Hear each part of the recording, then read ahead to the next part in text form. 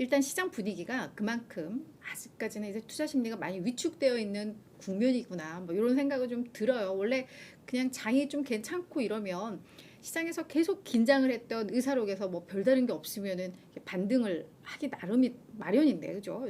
그래서 일단은 지금 시장 분위기는 다들 뭔가 그래도 경계심이 있는 상황이다. 1월의 그 랠리에 대한 어떤 후폭풍에 대한 우려가 있는 그런 분위기다. 뭐 이 정도는 저희가 좀 이해를 하고 가면 될 것 같습니다. 자, 지수를 먼저 좀 보도록 할 텐데요. 다우 지수는 0.3% 하락을 했고요. S&P는 0.2 내렸습니다. 나스닥 지수만 0.1% 오르면서 그래도 혼조세 마감이었다라고 좀 정리를 해볼 수 있었을 것 같은데요. 자, 저희 이번 주에 그래도 중요한 일정 중 하나였던 이 FOMC 회의록, 의사록 보도록 하겠습니다. 이게 그러니까 1월 31일과 2월 1일 이틀간에 걸쳐서 진행을 했던 FOMC 회의 그 의사록 공개가 된 건데요. 그 내용을 잠깐 좀 보도록 할게요. 인플레이션에 대한 우려를 여전히 하고 있는 연준이었다. 이렇게 정리를 해볼 수 있을 것 같고 금리 인상은 지속적으로 이어갈 가능성이 있다. 이렇게 좀 압축은 되는 것 같아요. 근데 이게 사실 뭐 새로운 내용은 아니니까 좀 내용을 보도록 할게요.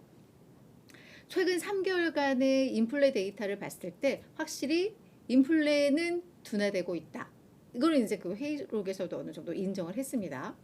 하지만 이 추세적으로 인플레이션이 하락하고 있다라는데 확신을 갖기 위해서는 여전히 추가적인 증거, 데이터가 필요한 상황이다라고 하면서 최근 그러니까 2월 FOMC 회의 이전까지 나왔던 그 인플레 둔화 이런 부분에 대해서도 인정은 하지만 아직은 확신할 수는 없다. 라고 평가를 한 셈이죠. 근데 사실 이 회의 이후에 뭐 충격적인 고용 보고서와 이런 게 나왔기 때문에 이게 반영이 안 됐음에도 이렇게 경계하고 신중했다라는 걸 고려를 한다면 다음 회의 때는 또 약간 톤이 달라질 수도 있다라는 뭐 그런 우려는 좀 되는 대목입니다.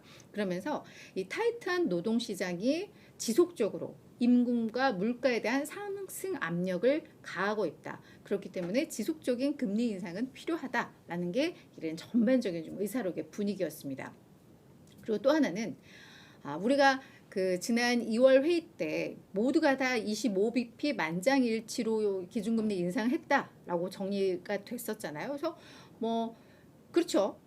그러니까 이 FOMC 회의에서 연준 위원은 총 19명이 있습니다. 그러니까 연준 이사회 7명에다가 이런 지역 연은 총재들 한 12명 해서 총 19명인데 이 중에 투표권은 12명만 갖고 있거든요. 그래서 연준 이사회 7명 플러스 그 연은 총재 12명 중에서 그 뉴욕 연은 총재는 늘 투표를 하고 그러니까 8명은 딱 고정이고 나머지 이 연은 총재 11명 중에서 서로 이렇게 돌아가면서 4명씩만 투표를 하게 되는데 요 투표권이 있었던 12명은 모두 다 25bp 인상을 하는데 베팅을 한 거죠.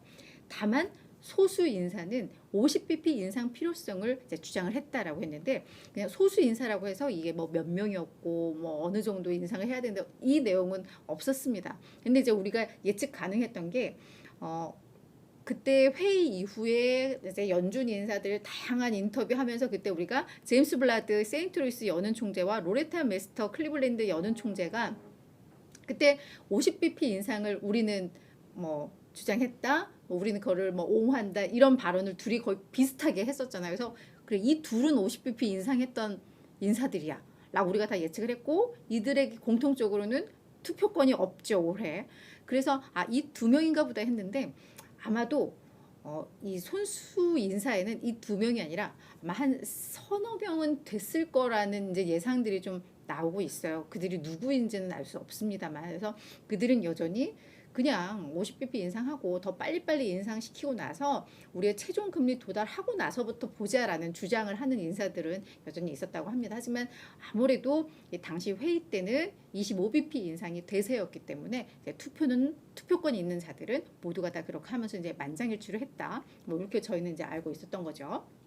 그리고 이제 경제에 대해서도 한편에서는 이 높은 경기 침체에 대한 위험이 있다라고 보고 있는 반면에 또 한편에서는 경제 상황 괜찮을 것 같아라고 하면서 뭐 연착륙에 대한 가능성이 높다라고 이렇게 좀 경제에 대해서는 좀 분석들이 위험마다 좀 엇갈리고 있는 흐름이라는 것 회의록을 통해서 또 확인이 될 수 있었습니다. 자, 근데 이 의사록이 나오기 전에 계속해서 나오고 있는 이 제임스 블라드 이 세인트루이스 연은 총재가 CNBC에서 인터뷰를 좀 했었는데요. 여전히 매파성 발언을 내놓고 있습니다. 그래서 오히려 그냥 단기간내 우리가 최종 금리 목표라고 하고 있는 5.25, 5.5%로 금리 빨리 그냥 서둘러서 올려놓고 그 다음에 좀 상황을 봐야지 자꾸 이렇게 뭐 상황 본다고 하고 찔끔찔끔 올리다가 인플레 못 잡으면 이게 과거와 같은 그런 또 실수를 재현하게 된다라는 주장을 간밤에도 또 CNBC와의 인터뷰에서 펼쳤었거든요. 그 뒤에 이제 이 회의록이 나온 그런 상황인데, 그래서 여전히 아주 강력한 매파적 기조를 띠고 있는 인사들도 있다라는 거. 그래서 지금 더 중요해진 것은 분명히 어떤 이런 경제 데이터들에 따라서 이들의 목소리에 뭐 힘이 실릴 수도 있는 뭐 이런 상황입니다. 그래서 사실 앞으로 나올 이런 데이터들이 매우 중요하다라는 것이고, 또 하나는 회의록을 통해서 우리가 약간 또 시사했던 바는 금융시장, 특히 이 주식시장이 연초부터 강력한 랠리를 펼치고 있는 부분에 대해서 연준 인사들은 다소 좀 부담을 느끼고 있었던 이런 분위기도 좀 감지가 됐다라는 게 좀 확인이 되고 있습니다. 그래서 연준 인사들은 주식시장이 강렬하게 움직이는 것에 대해서 매우 불편해하고 있더라라는 것도 확인을 할 수 있었습니다. 자, 이 회의록이 나오고 나서 모건 스탠리의 마이클 웬가트가 이 회의록에 대한 어떤 본인의 해석을 또 정리를 했는데요. 인플레 완화되고 있지만 아직 연준의 피봇을 기대하기에는 이르다는 것을 확인할 수 있었던 회의록이었다라고 이야기를 하고 있습니다. 그러니까 연준이 이제 인플레 완화되고 있으면서 뭐 이제는 뭐 금리 연말에 금리를 인하한다던가 뭐 이런 기대감도 한참 시장에서 나왔었는데 당분간 이런 피봇을 기대하기에는 좀 어렵다. 뭐 이렇게 좀 해석을 했습니다.